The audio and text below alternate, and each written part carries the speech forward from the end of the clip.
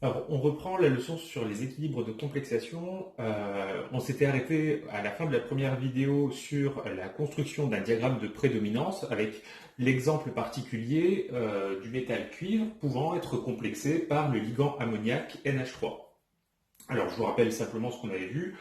On utilise un axe gradué en moins log de la concentration en ligand, donc il faudra adapter l'axe suivant la nature du ligand. On pourra avoir des diagrammes en PNH3, en PCl, des diagrammes en POX, on verra ça tout à l'heure.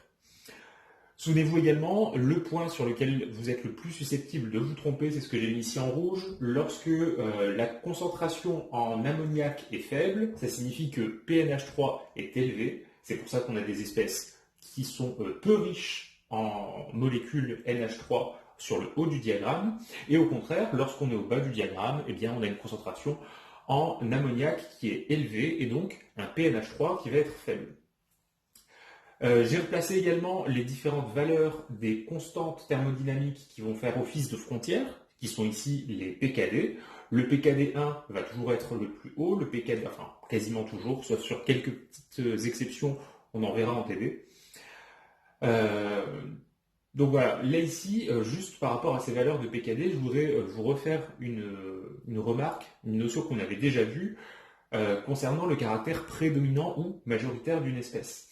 On dit qu'une espèce est prédominante à condition que sa concentration soit strictement supérieure à celle d'une autre espèce à laquelle on la compare. Donc là ici par exemple, si on regarde l'espèce CU2+, eh bien dès qu'on est à un PNH3 au-dessus de PKD1, CU2+, va être prédominant. On définit également un terme de majoritaire si l'espèce en question, là ici j'ai pris l'espèce A générique, a une concentration au moins 10 fois supérieure à la concentration d'une autre espèce B.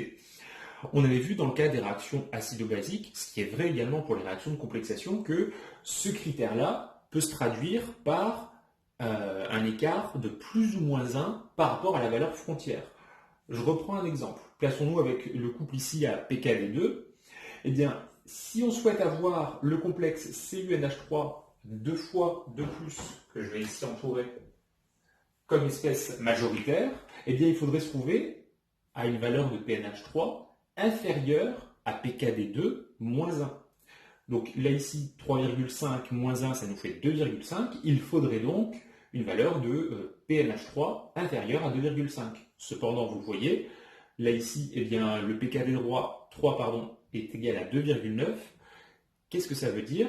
Eh bien, ça signifie que l'espèce que j'ai entourée là, elle peut être prédominante, sa concentration peut être supérieure à celle avec un seul ligand, à celle avec deux ligands. Par contre, il n'existe aucune valeur de PNH3 pour lequel cette espèce-là, avec deux ligands, sera majoritaire. Elle sera à un pourcentage obligatoirement inférieur aux 90%. Donc, maintenant qu'on a remis ça en place, on passe à la partie suivante qui porte sur l'utilisation ou les utilisations d'un diagramme de prédominance. Donc ce qu'on va faire ici, c'est deux petits exercices d'application qui sont en fait des exercices d'application d'une méthode que vous vous souvenez, la méthode de la réaction prépondérante. Alors, on nous dit dans le paragraphe petit a qu'on va considérer le cas d'un unique métal. En l'occurrence, ce sera des ions fer3. Alors, les ions fer3, ils ont pour formule Fe3+. Et il va falloir considérer le ligand oxalate. Alors, oxalate, on l'avait vu, c'est celui-ci.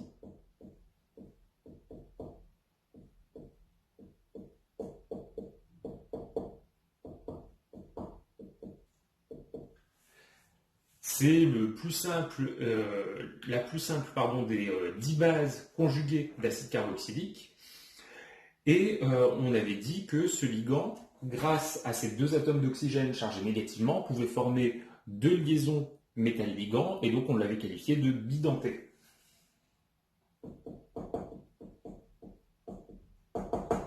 Dans la suite, pour avoir à éviter de réécrire cette structure un petit peu grande, on va simplement noter le ligand oxalate OX, charge 2-.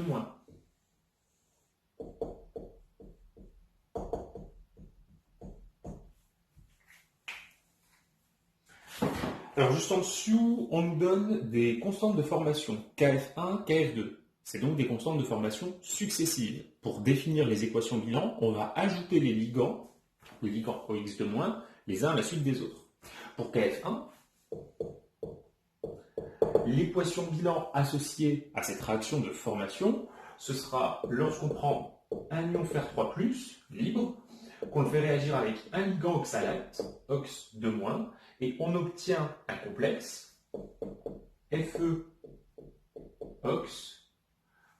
le tout étant chargé plus.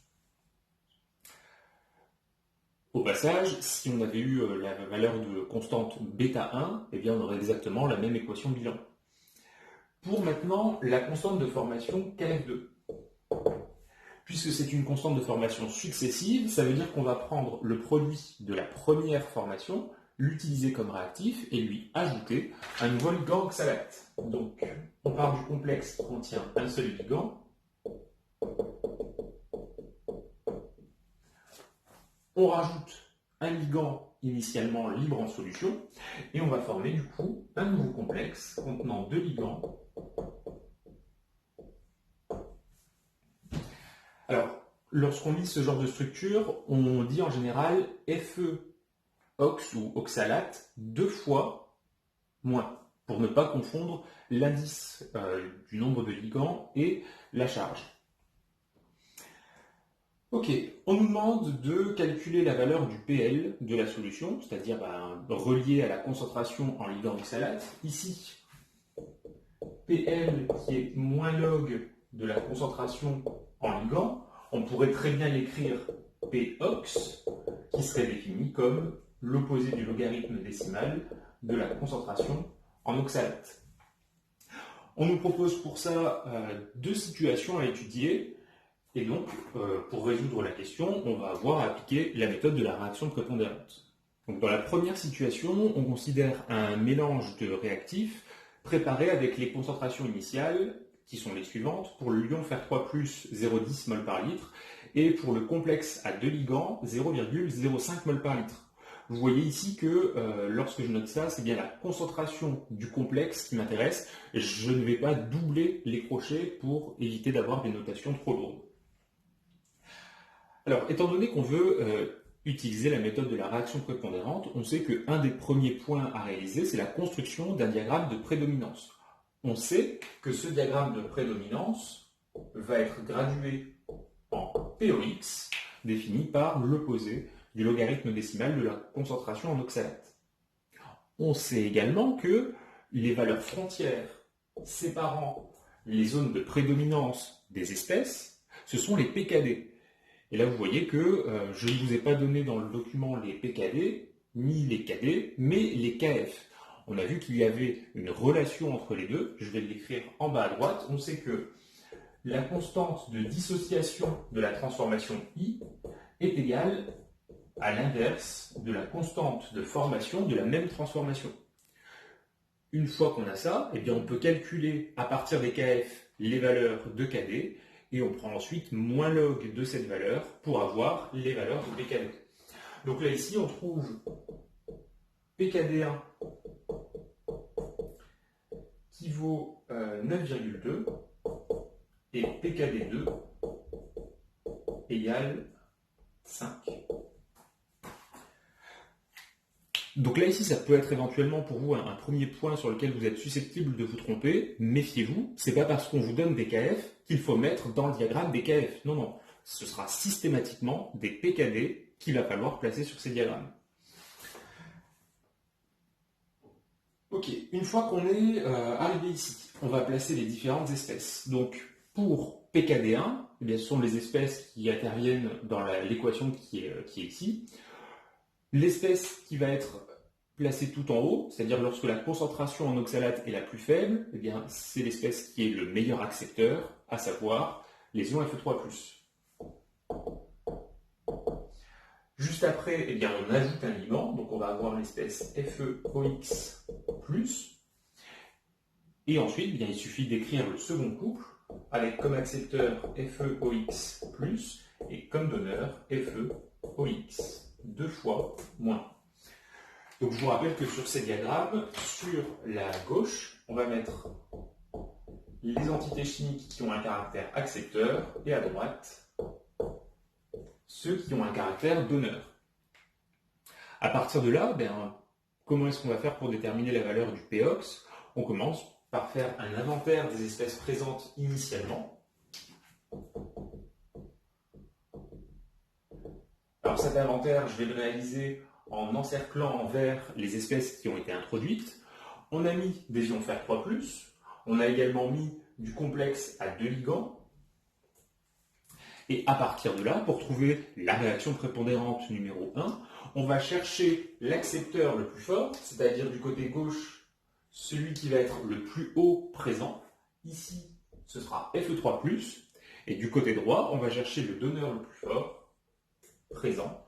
Ce sera ici le complexe contenant 2 ligands. Donc, arrivé ici, la réaction prépondérante numéro 1 va s'écrire donc entre Fe3+, FeOx 2 fois moins,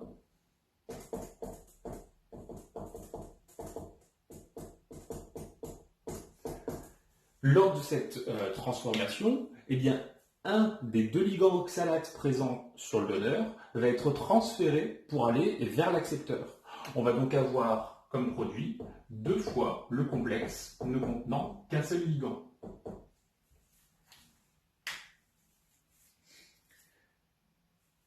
On va mettre ici en évidence le transfert du ligand.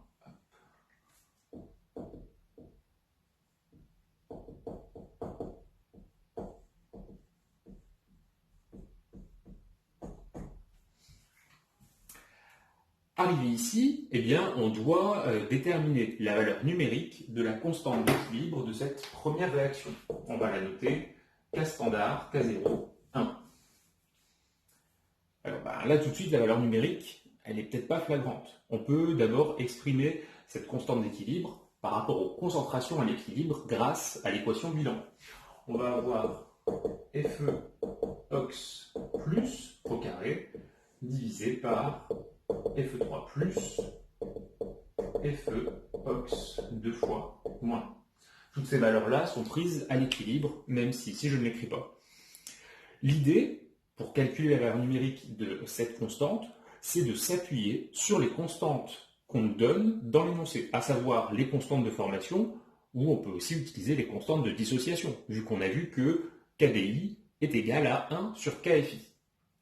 Donc ce qu'on va faire dans un premier temps, c'est écrire la constante KD1 et écrire la constante KD2 en termes de concentration. Donc là, mettez la vidéo en pause, écrivez les deux expressions et voyez si vous obtenez la même chose. Donc voici les deux constantes d'équilibre KD1 et KD2. Encore une fois, les concentrations sont celles qui sont à l'équilibre, donc on peut les identifier à celles qu'on a écrites pour K standard 1. Et à partir de là, il nous faut trouver, en observant les expressions de KD1 et KD2, une relation entre elles qui permet de retrouver l'expression de K standard 1. Là ici, on s'aperçoit que K01 est égal au rapport de KD2 sur KD1.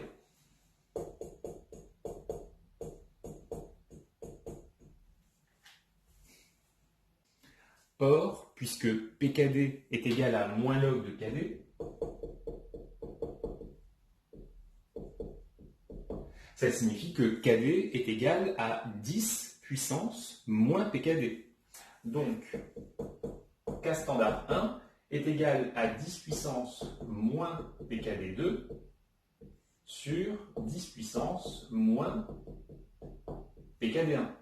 Ce qui revient à écrire 10 puissance PKD1 moins PKD2. Si on fait l'application numérique, on trouve donc pour K standard 1, 10 puissance, alors KD1 9,2 moins 5, ça nous fait plus 4,2.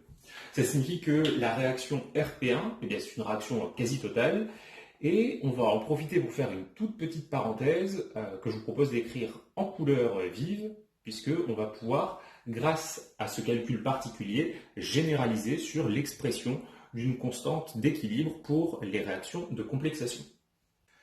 Donc cette généralisation, je vais l'écrire ici sur la droite, elle concerne les réactions de complexation. Donc je vais écrire l'expression générale d'une constante standard pour un équilibre de complexation. Et pour ça, eh bien, je vais raisonner sur l'expression qu'on a obtenue ici. Les constantes d'équilibre sont de la forme 10 puissance, eh bien, l'écart entre les PKD. Cet écart entre les PKD, je vais le prendre en valeur absolue. Et bien sûr, il va y avoir un signe devant l'écart, plus ou moins. Ce signe dépend du diagramme de prédominance. Si on regarde le cas qui était présenté ici, les espèces qui réagissent sont Fe3+, et le complexe à 2 ligands. Si je mets en évidence les zones de prédominance de ces deux espèces, Fe3+, il est prédominant au-dessus de PKD1, le complexe à 2 ligands est prédominant en dessous de PKD2. Vous voyez que ces deux espèces ont des domaines de prédominance qui sont disjoints, elles sont incompatibles, et c'est pour cette raison qu'à la fin, on a un signe plus dans la puissance de 10. Évidemment, si on prenait la réaction inverse, en inversant la position donc des réactifs et des produits, on aurait une constante d'équilibre qui serait 10 puissance moins 4,2. Donc je vais noter ici 10 puissance plus ou moins l'écart en valeur absolue entre les PKD. On met le signe plus si les espèces sont incompatibles. Si les espèces réactives sont incompatibles. Et on va mettre le signe moins si elles ne sont pas incompatibles. Bien sûr, cette relation, vous n'êtes pas obligé de la démontrer à chaque fois, ça dépend comment la question est formulée, mais en tout cas, il faut que tout le monde puisse la retenir et puisse l'appliquer rapidement de tête. Au passage, je tiens à vous mettre en évidence un truc que vous avez, j'espère, déjà compris, c'est que cette relation-là, elle ressemble énormément à celle qu'on avait vue dans le cas des réactions acido-basiques. À titre de rappel, la constante d'équilibre pour une transformation acido-basique, on avait dit que c'était 10 puissance plus ou moins la valeur absolue de l'écart entre les pKa. pKa, c'est la constante de dissociation de l'acide, et ici on a pKd qui sont des constantes de dissociation de complexes. Donc on a une forte analogie entre les types de réactions. La chose qui change, eh bien, c'est la particule échangée, mais vous voyez que d'un point de vue mathématique, les équations se ressemblent énormément. Donc arrivé ici, je continue là sur le tableau de droite, on va établir le tableau d'avancement correspondant à la première réaction prépondérante. On va le réaliser en mol par litre. Et je vais placer directement les valeurs numériques puisque la réaction est totale. Alors, pour les ions Fer3+, on en avait mis 0,10 mol par litre. Pour le complexe à 2 ligands, 0,05 mol par litre. Et le complexe à 1 ligand n'est initialement pas présent. Lorsque la réaction est terminée, c'est le complexe à 2 ligands qui joue le rôle de réactif limitant. Sa concentration tombe à 0. Il y aura du coup, puisque la réaction se fait avec des nombres stöchiométriques de 1 pour chacun des deux réactifs, il y aura encore 0,05 mol par litre d'ion Fe3+. Et on va former ce complexe-là. On n'oublie pas le nombre stöchiométrique 2. On en aura au final 0,10 mol par litre. Donc, lorsqu'on analyse ce tableau d'avancement, cette deuxième ligne du tableau, qui correspond à l'état final, eh bien, c'est une nouvelle composition du système. On imagine, je vous rappelle, que les réactions ont lieu les unes après les autres, de façon à avoir des calculs un peu plus simples. Donc ça veut dire que là, ici, dans la cas de réponse, on a une nouvelle composition pour le système, et donc, puisqu'on a une nouvelle composition, on va réaliser un nouvel inventaire.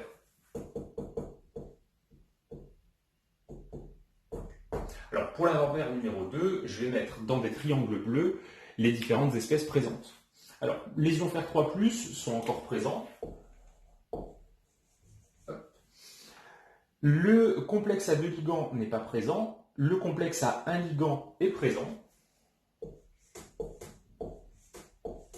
Et concernant donc celui-ci, pas besoin de mettre en évidence. Arrivé là, donc, on cherche la réaction prépondérante numéro 2. Elle va avoir lieu entre l'accepteur le plus fort, c'est-à-dire les ions Fer3+, et le donneur le plus fort présent, le complexe contenant un unique ligand.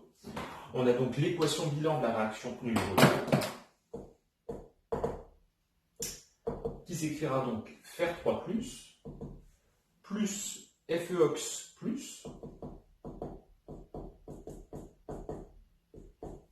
quels sont les produits qu'on va obtenir? Eh bien, comme tout à l'heure, on met en évidence le transfert d'un ligand depuis le donneur vers l'accepteur.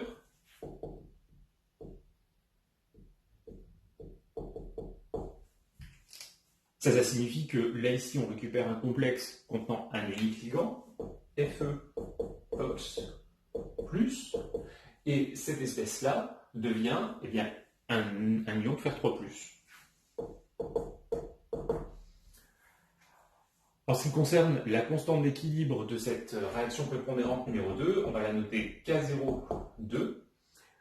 Bien, si on fait le rapport des concentrations des produits sur celle des réactifs, bien, on obtient une constante d'équilibre qui vaut 1. Ça signifie que du point de vue macroscopique, les concentrations n'évoluent pas par la réaction Rp2. Il reste toujours les équilibres dynamiques à l'échelle microscopique. Voilà, donc je me suis fait un petit peu de place. Une fois qu'on est arrivé ici, eh bien, il nous faut calculer la valeur du POX.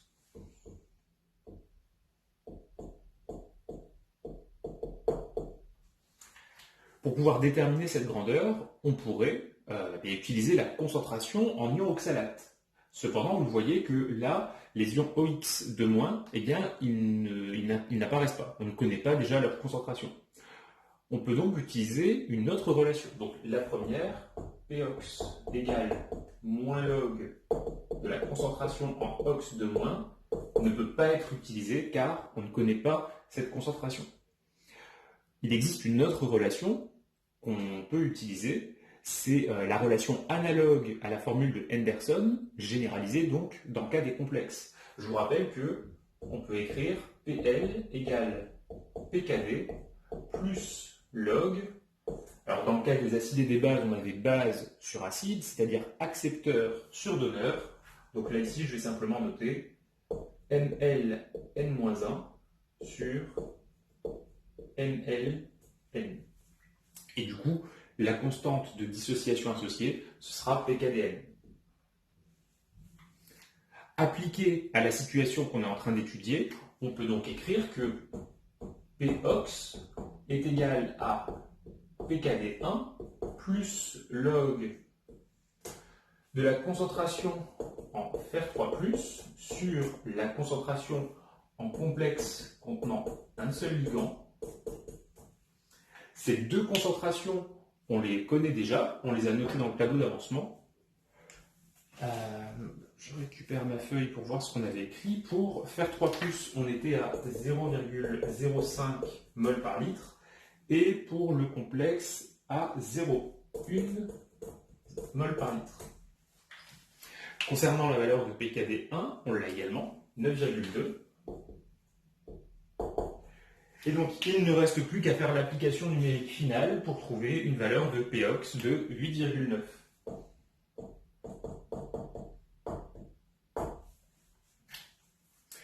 Ici, avant d'encadrer la formule, on essaye de voir si on n'a pas fait d'approximation. On sait que c'est quelque chose qu'on fait parfois avec la méthode de la réaction prépondérante.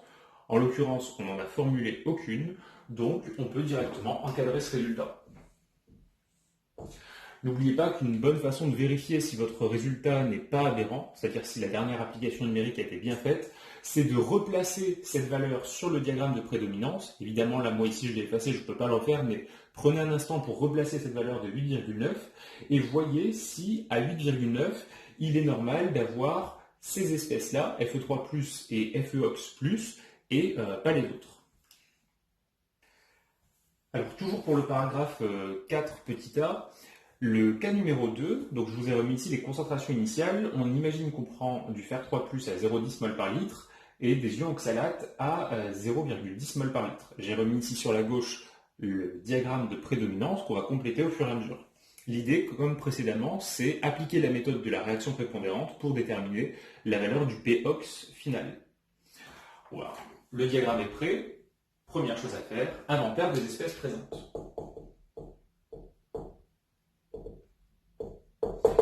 pour cet inventaire 1, je vais souligner en bleu les espèces introduites initialement.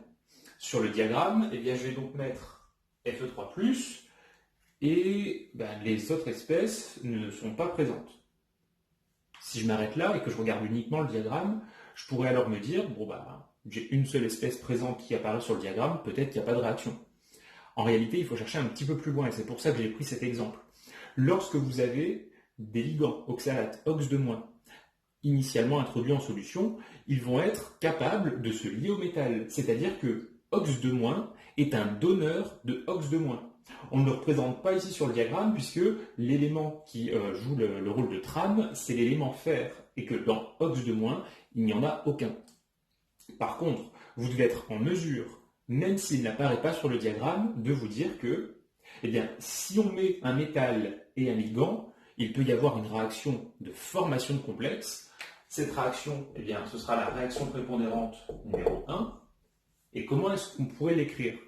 On va prendre les deux réactifs, Fer3+, plus OX2-, c'est un O minuscule, donc plus OX2-, et on va obtenir le complexe FeOx+, la constante d'équilibre de cette première réaction, on va la noter K01, c'est égal à rien d'autre que la constante de formation Kf1, qui vaut 10 puissance plus 9,2. Ça signifie que cette réaction prépondérante, elle est très avancée, quasi totale. Dans la méthode, on fait l'hypothèse qu'elle est totale. On va donc faire le tableau d'avancement en mol par litre. Les concentrations initiales sont égales pour chacun des deux réactifs, 0,10. Le complexe à un ligand n'est initialement pas présent. La réaction se faisant avec des nombres stoichiométriques de 1 pour chaque réactif. À l'état final, les deux vont être limitants ensemble, il n'en reste plus. Et on va avoir formé une concentration de complexe à un ligand égale à 0,10 mol par litre. Arrivé ici, cette ligne du tableau d'avancement correspond à l'état final de la réaction prépondérante numéro 1, va correspondre à une nouvelle composition du système. On va donc pouvoir faire un second inventaire.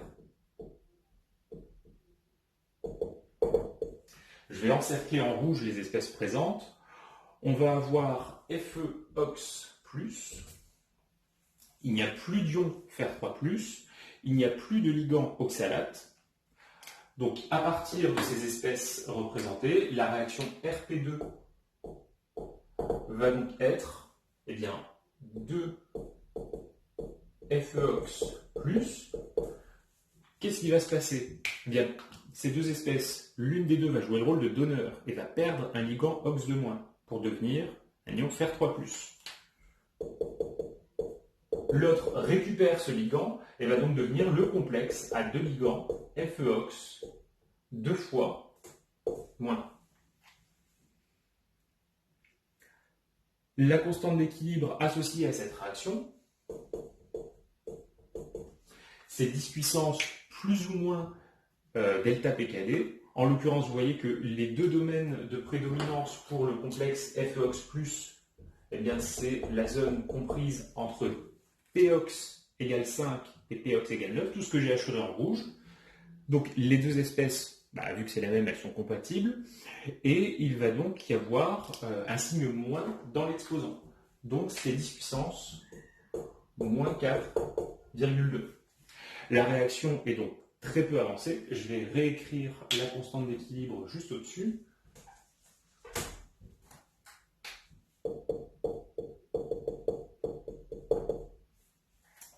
De façon à pouvoir faire maintenant le tableau d'avancement en dessous. Alors, initialement, le complexe à un ligand, on en a 0,10 mol par litre. Les ions Fer3+, non présents. Le complexe à deux ligands, non présent. Et à l'état final, on aura 0,10 moins 2x. N'oubliez pas le nombre stoichiométrique ici. Pour le Fer3+, on va en former une concentration égale à X, et pour le complexe à deux ligands, concentration égale à X. Donc pour pouvoir déterminer la valeur de Pox à l'état final, il nous faut connaître les concentrations des couples donneur-accepteur, donc il nous faut déterminer la valeur de X.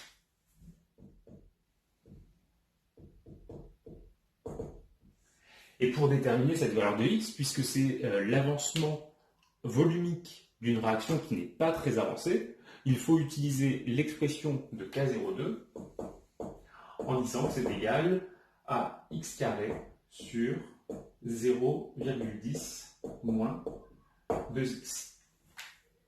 Une fois qu'on a posé cette équation, deux méthodes de résolution. La première méthode, méthode exacte, on passe par le réarrangement des termes de façon à faire apparaître une équation du second degré en x. On pose le discriminant, on calcule les racines, on montre celle qui est adhérente et on retient l'autre valeur. Ça, c'est ce qu'on avait vu dans le chapitre numéro 1. On a commencé à apprendre dans ce chapitre numéro 7 qu'on pouvait également faire des approximations.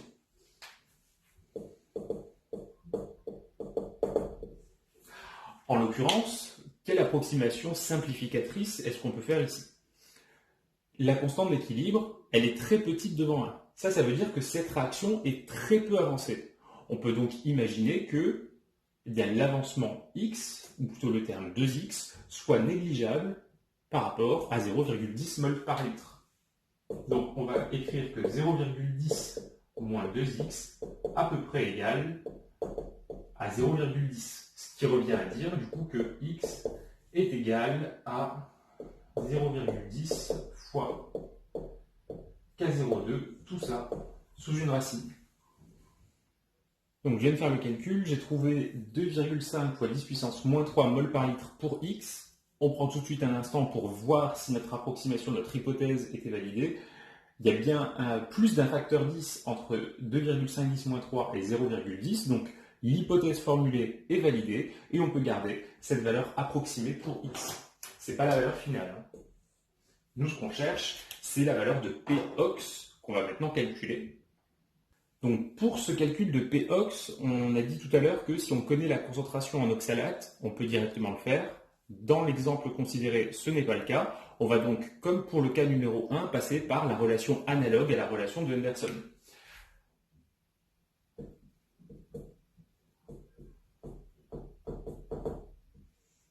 Alors cette relation, elle peut s'écrire pour chacun des deux couples.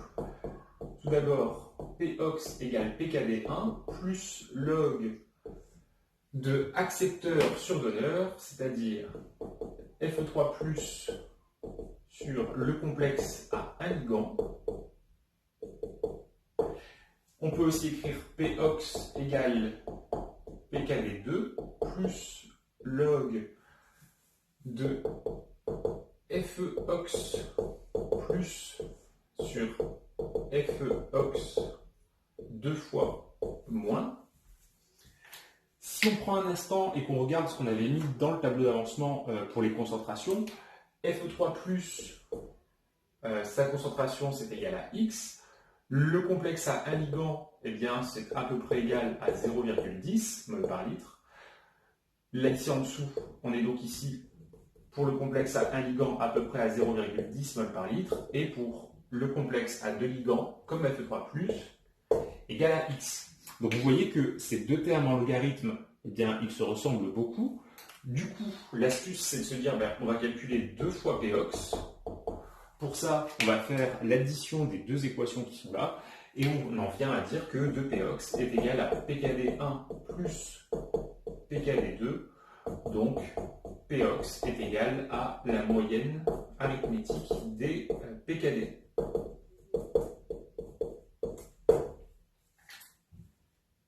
Et donc, on trouve ici un Pox qui vaut 7,1.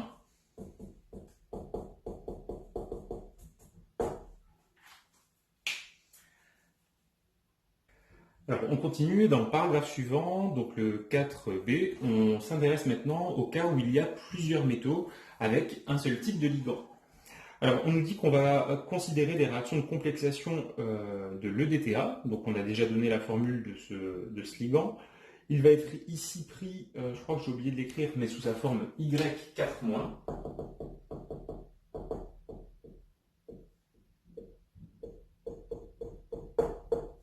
Donc je vais prendre cette notation abrégée, hein, Y4- pour le ligand avec lequel on travaille. Et on considère plusieurs cations métalliques dont on nous donne les noms. Donc on va avoir le fer 3+, les ions de nickel 2+, le calcium 2+, et également les ions zinc 2+. On nous donne ensuite un tableau avec des PKD. Alors, on n'a pas d'indice numérique pour le KD, il faut essayer de comprendre pourquoi. On va mettre des indices numériques dans le cas où on peut fixer ou retirer, plutôt dans le cas où on peut retirer successivement plusieurs ligands. En l'occurrence, pour le ligand Y4-, il est hexadenté, c'est-à-dire qu'il n'y a pas de demi-mesure. Soit le métal s'entoure d'un ligand EDTA, soit il n'y en a pas. Il n'y a pas de demi-mesure. Donc à partir de là, eh bien, on a les constantes de dissociation, plus précisément les PKD. On nous donne des concentrations initiales et on nous demande de calculer le PL. Alors le PL ici, ce sera, on va noter le PY, puisque le ligand, c'est le DTA qu'on note Y4-. Donc le PL correspond à ce qu'on va noter dans la suite PY. Pour pouvoir répondre à cet exercice, comme précédemment, on applique la méthode de la réaction prépondérante, et donc pour ça, il nous faut établir dans un premier temps un diagramme de distribution avec les espèces présentes.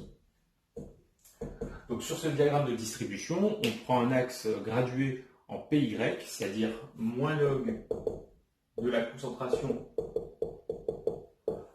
en ligand EDTA Y4-. Et on avait vu tout à l'heure que les PKD les plus hauts sont en haut et les PKD les plus bas sont plus bas. Donc on va commencer par placer le PKD associé à l'élément fer, 25,5. Ensuite, ce sera l'élément nickel. Le nickel qui se trouve à 18,7. Puis le zinc à 16,2. Et bon dernier, ce sera le calcium à 10,8. Sur ces diagrammes, on met des espèces qui sont des accepteurs sur la gauche et ceux qui sont donneurs sur la droite. Donc, sur la gauche, on va avoir les espèces qui ne contiennent pas de ligand, c'est-à-dire celles susceptibles d'en accepter un, justement. À savoir donc Fer3+, Ni2+, Zn2+, et Ca2+. Sur la droite, on va mettre les complexes, et pour ça, bien, on va prendre la formule de l'ion métallique et lui rajouter Y4- en faisant attention à la charge globale. Donc pour le fer, on va avoir FeY-. Pour le nickel, Ni-Y2-. Pour le zinc, Zn-Y2-. Et pour le calcium, Ca-Y2-. Alors, concernant l'exercice, on nous précise certaines concentrations initiales. Je vous les ai remises ici au tableau. On va avoir donc deux complexes, celui du fer et celui du calcium, et également des métaux libres qui sont du nickel et du zinc. Pour appliquer la méthode de la réaction prépondérante, on l'a rappelé tout à l'heure, on commence par faire sur le diagramme un inventaire des espèces présentes.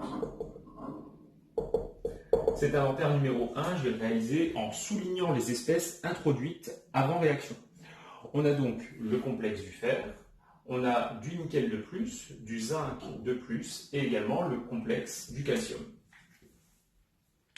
Pour avoir la réaction prépondérante, on regarde d'abord la partie gauche du diagramme, on cherche l'accepteur le plus fort présent, c'est le nickel de plus, et du côté droit maintenant, le donneur le plus fort présent, ce sera le complexe du calcium. Par conséquent, la réaction prépondérante numéro 1 va s'écrire Ni de plus CaY de moins donne NY de moins plus Ca de plus.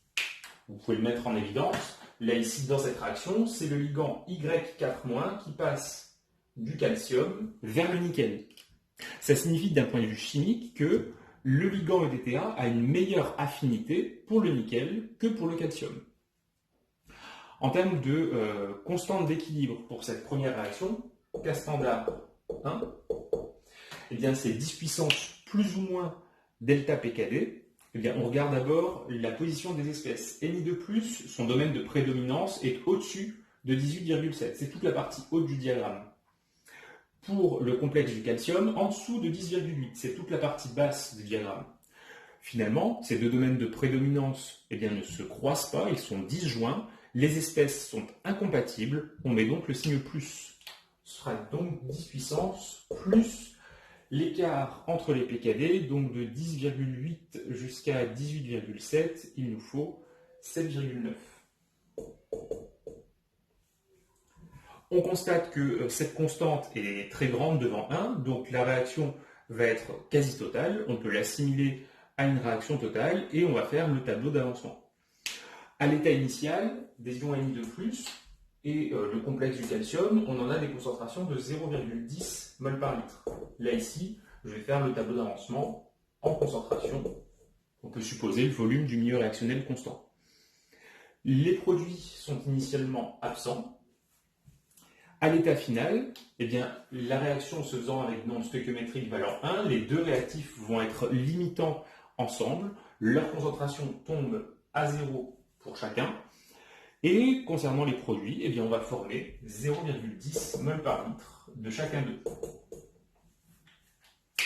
Cette dernière ligne du tableau d'avancement, comme on l'a vu tout à l'heure, ça correspond à une nouvelle composition pour le système.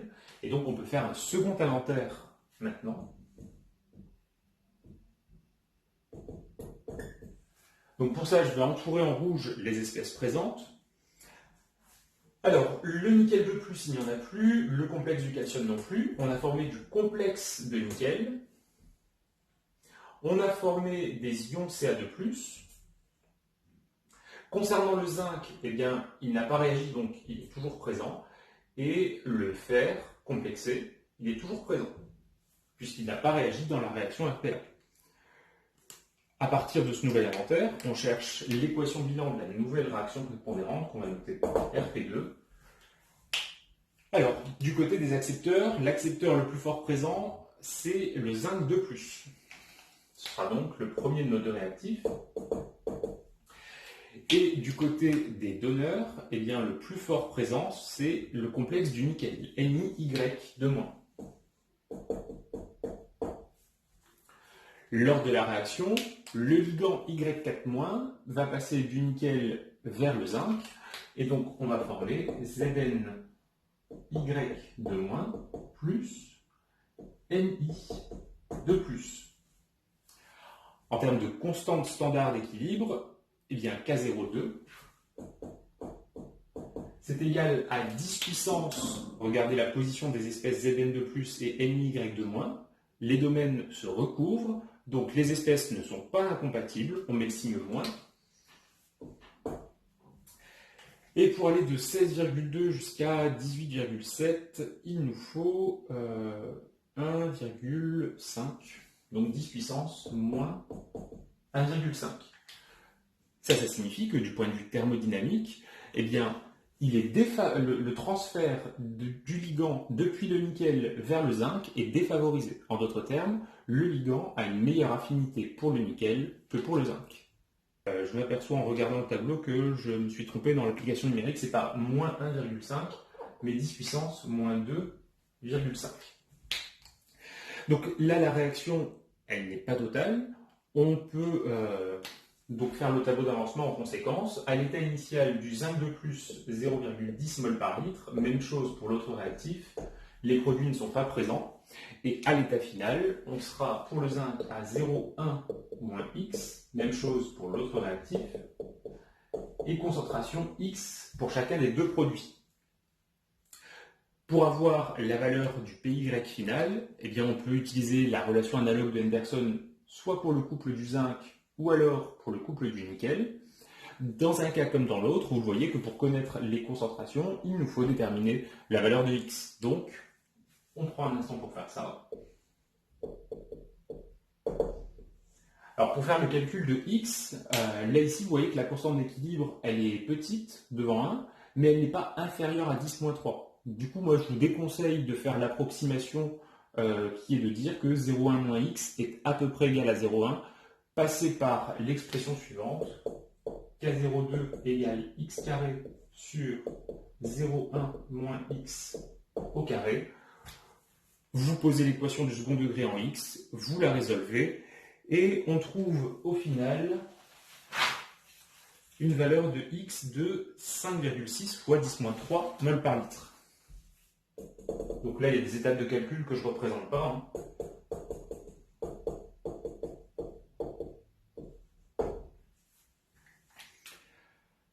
Arrivé ici, eh bien, on applique l'analogue de la relation de Henderson pour un couple, pour l'autre. Donc je l'écris tout d'abord pour le couple du zinc. On aura donc PY égale PKD de l'élément zinc plus log de accepteur sur donneur, donc Zn de plus sur Zny de moins. Et pour l'autre, PY égale PKD pour le couple du nickel plus log de Ni de plus sur Ni Y de moins.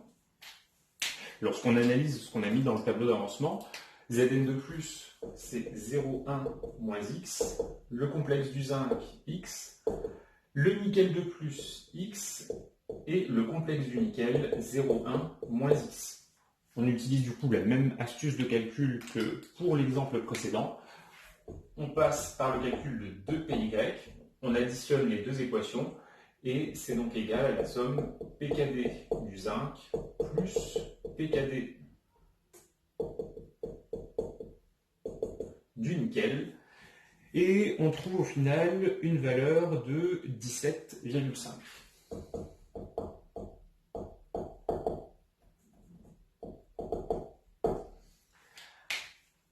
Juste un petit commentaire, vous voyez que si on ne vous demande pas de déterminer chaque concentration, c'est-à-dire si on ne vous demande pas d'estimer la valeur de x, que vous avez une bonne vision de ce que vous voulez faire, eh bien vous pouvez directement simplifier sans passer par le calcul de x. Mais par contre, méfiez-vous, il faut vraiment vous soumettre aux questions telles qu'elles sont posées. Si on vous demande les concentrations, vous calculez x. Si on vous demande seulement la valeur du PY final, vous pouvez ne pas le calculer. Alors, concernant les réactions de complexation, il n'y a quasiment que ça à savoir. Il y aura bien sûr à faire les exercices du TD pour vous entraîner sur des exercices type assez fréquemment posés. La dernière partie de ce cours, le grand 3, eh bien, c'est un mélange entre réaction de complexation et réaction d'oxydoréduction. Plus précisément, on va voir comment les réactions de complexation peuvent modifier le pouvoir d'oxydoréduction. Donc là, on change un petit peu notre état d'esprit, on refait de l'oxydoréduction et on voit comment la complexation va nous perturber les problèmes. Alors, un petit rappel tout d'abord avec la relation de Nernst. Cette relation de Nernst, elle est valable lorsqu'on considère un couple oxydant-réducteur. Et j'ai choisi ici de prendre des notations un petit peu simplifiées pour illustrer le propos. Imaginons que la demi-équation électronique s'écrive ox plus n électrons donne rad, que l'oxydant et le réducteur soient deux espèces dissoutes dans l'eau. Alors, le potentiel du couple, E ox rad, s'exprime comme le potentiel standard du même couple, plus 0,06 sur n, logarithme de la concentration en oxydant sur la concentration en réducteur. Évidemment, ici, vous voyez que j'ai utilisé l'approximation qui dit qu'on travaille à 298 Kelvin.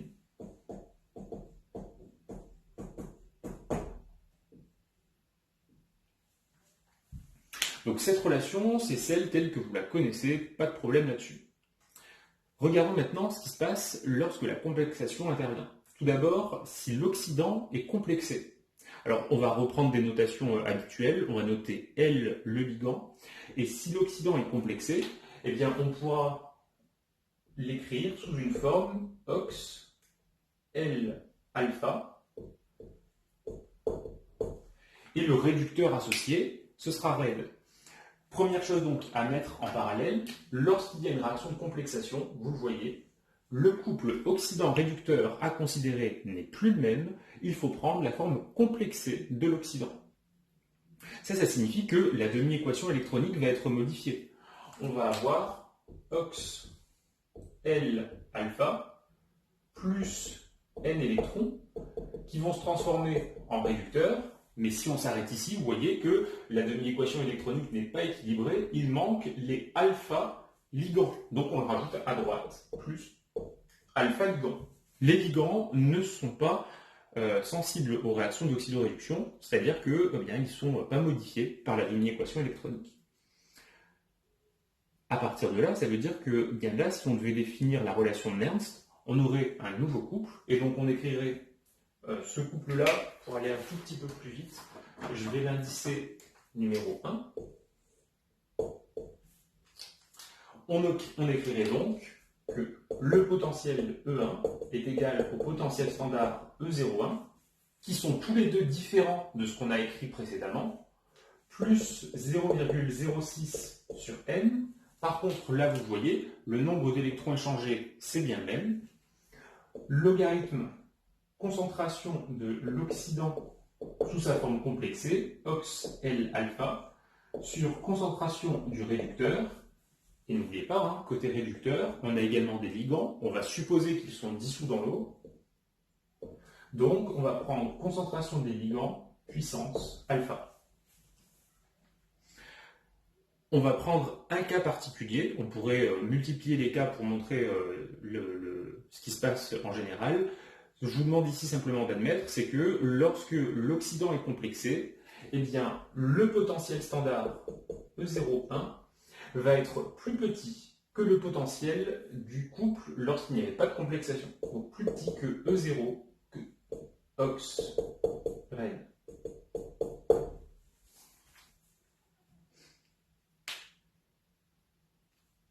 Deuxième situation, eh bien, si le réducteur est complexé, encore une fois, il va falloir modifier le couple. Donc on va considérer cette fois le couple ox Red avec un ligand L avec bêta ligand L. Ce couple-là, je vais le noter par la suite 2. La demi-équation électronique va être modifiée à cause de la complexation du réducteur.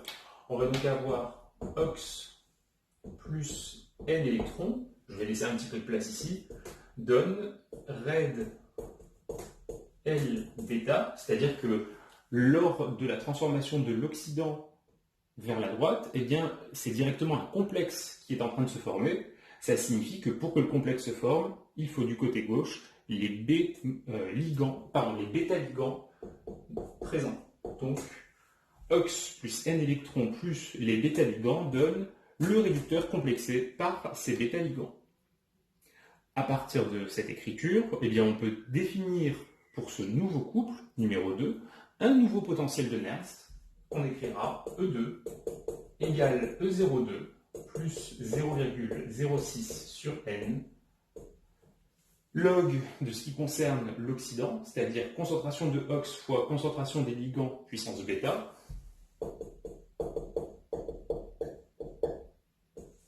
divisé par la concentration du complexe de réducteur.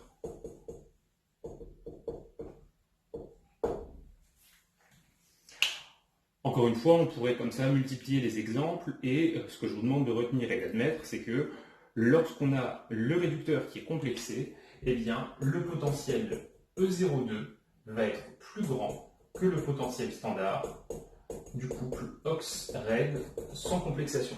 Donc, ce que vous pouvez retenir, c'est les deux résultats qu'on a admis, que je vais mettre ici en évidence, en rouge, celui-ci et celui-là. Évidemment, pour vous montrer que ce que je dis ici, c'est pas sorti de nulle part, on va prendre un exemple particulier pour montrer l'influence de la complexation de l'oxydant. Donc on va se placer dans le premier cas. Donc dans l'exemple avec lequel on va travailler, on prend le cas du cuivre 2 qui peut être complexé par les molécules d'ammoniac. Alors d'abord, on va utiliser ce qu'on connaît bien, ce qu'on a vu dans la leçon sur la réaction d'oxydoréduction. Dans le cas où on est avec une solution aqueuse ne contenant pas d'ammoniac, si jamais on a du cuivre et des espèces du cuivre dissoutes, on sait que ce sera l'espèce Cu2+, qui sera présente. Par conséquent, le couple oxydant-réducteur à considérer, ce sera le couple Cu2+, Cu solide. On peut s'arrêter un instant pour calculer le nombre d'oxydation de l'élément cuivre dans ces deux espèces. Pour Cu2+, on est à +2. Pour Cu solide, on est à 0. Deuxième situation. On imagine que dans le bécher, on introduit de l'eau, mais également des ligands ammoniaques. Et on va imaginer qu'on en met beaucoup.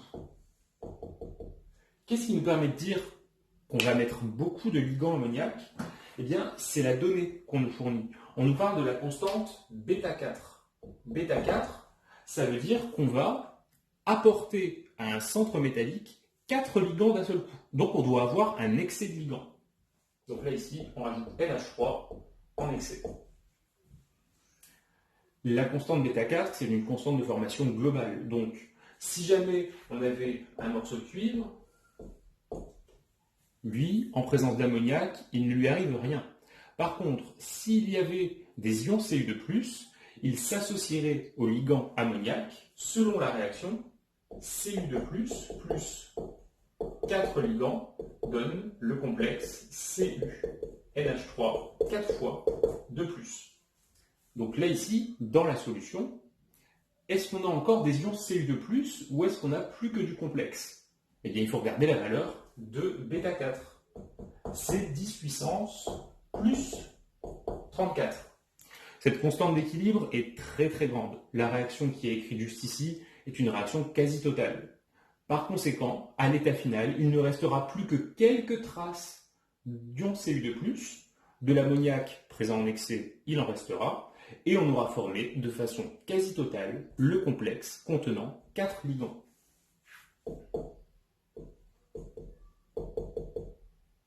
Donc là, ici, je vais mettre CuNH3 4 fois 2+, et l'espèce majoritaire. Concernant les ions Cu2+, eh bien, leur concentration est très faible, elle tend vers 0. On va dire qu'ils sont présents à l'état de traces, les traces infinitésimales. Bien. On analyse ce qu'on a mis ici dans ce bécher. Quel est le couple oxydant-réducteur qui va être à considérer? Bon, le réducteur, c'est pas très dur, c'est du cuivre solide. Ça, on n'a rien changé. Et l'oxydant associé, eh bien, ce sera le cuivre sous sa forme de complexe, CuNH3, 4 fois de plus.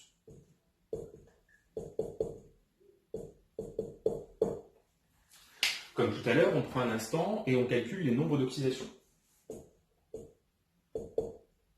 L'élément qui nous intéresse ici, c'est l'élément cuivre. Dans le cuivre métallique, son nombre d'oxydation vaut 0. Et dans le complexe, eh bien, on retient que les réactions de complexation, on a retenu que les réactions de complexation ne modifient pas le nombre d'oxydation. Pardon, ici j'ai marqué 2-, c'est pas 2-, c'est 2+. Et justement, on le voit au travers de cette charge 2+. On a apporté des ligands qui n'ont pas de charge et le cuivre reste globalement chargé de 2+. Donc le nombre d'oxydation est ici à +2. Un point important donc, lorsqu'on passe du couple sans ammoniac au couple avec ammoniac, vous voyez qu'on ne change pas les nombres d'oxydation de l'élément principal, en l'occurrence ici, de l'élément métallique. Prenons un instant maintenant pour écrire les équations électroniques. Pour le couple du haut, c'est très facile. On a Cu2+, plus 2 électrons donne Cu. Pour le couple du bas, c'est tout nouveau, c'est peut-être un petit peu moins facile. On prend l'oxydant et le réducteur, on les écrit de part et d'autre du signe égal.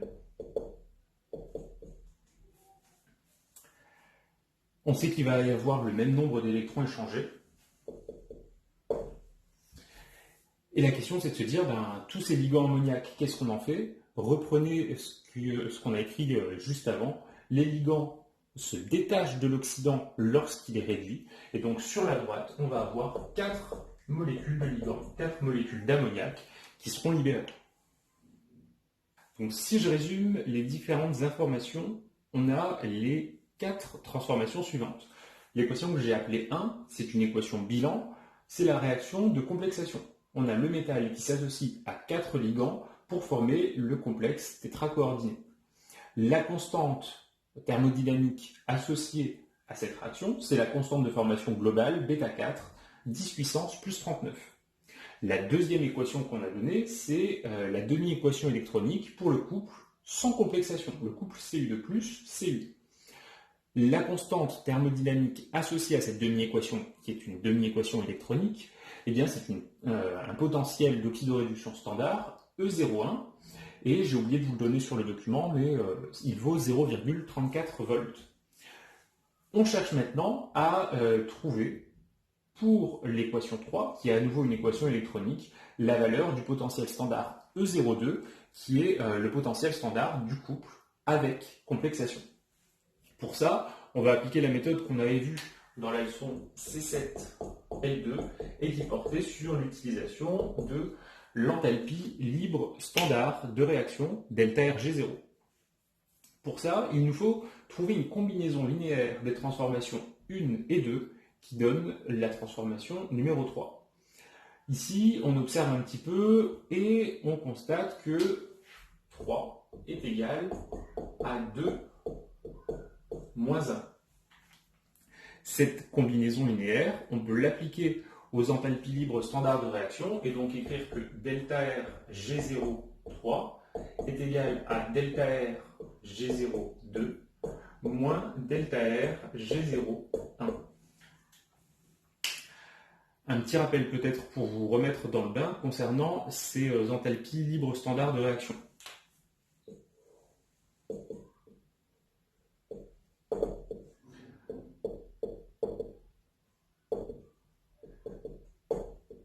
Pour une demi-équation électronique et pour une équation bilan, on va avoir deux expressions bien différentes.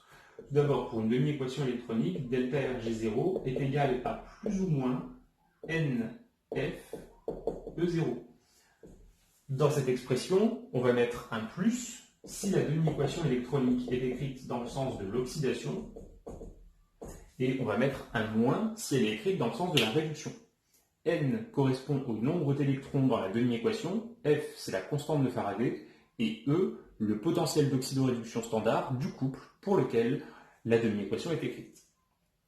Deuxièmement, lorsqu'on a une équation de bilan, eh bien delta RG0 est égal à moins RT ln de K0. Avec R, la constante T gaz parfait, T la température thermodynamique. En solution aqueuse, ce sera 298 Kelvin et K0, K standard, la constante d'équilibre associée à l'équation bilan pour laquelle on écrit cette formule. Donc maintenant que ce rappel a été fait, eh bien, on va appliquer les différentes expressions adéquates aux expressions de delta G0, 1, 2 et 3. Alors pour l'équation 3, c'est une demi-équation électronique, donc c'est cette expression qui est concernée. J'ai écrit oxydant donne réducteur, c'est donc une réduction. Je vais donc écrire moins le nombre d'électrons échangés 2, F, la constante de Faraday, et le potentiel standard, je vais le noter E02. Ça c'est égal à delta RG02. L'équation 2 est une demi-équation électronique, c'est encore une fois cette expression-là qui est concernée. Elle est décrite dans le sens de la réduction, donc moins 2F E01. Et on retire delta RG01, qui est une équation bilan de constante d'équilibre bêta 4. Donc on va écrire ça, plus RT ln de bêta 4. Arrivé ici, eh bien, il faut simplifier pour isoler E02,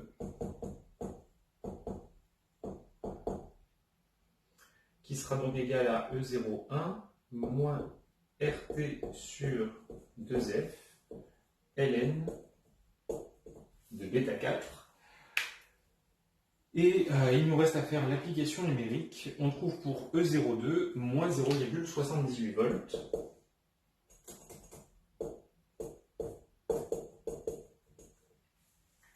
Et donc, au travers de cet exemple particulier, on démontre bien que lorsque l'oxydant est complexé, le potentiel d'oxydoréduction du nouveau couple va être inférieur au potentiel d'oxydoréduction du couple précédemment existant. On peut résumer ça sur un diagramme de prédominance. J'ai fait donc le diagramme sur la droite et j'ai mis deux couleurs pour montrer que ça correspond à deux situations bien distinctes. En bleu, eh bien, c'est lorsqu'il n'y a pas de complexation. Le potentiel d'oxydoréduction standard du couple Cu2 plus Cu est égal à 0,34 volts. Et lorsque la complexation a lieu, eh bien, il y a donc une diminution de ce potentiel standard. Et on l'avait déjà vu, hein, lorsque le potentiel standard est faible, ça veut dire que là ici, pour le couple vert, le cuivre est un réducteur plus puissant. Et donc, le complexe CuNH3 4 fois 2+, eh bien, lui, c'est un oxydant qui est moins puissant.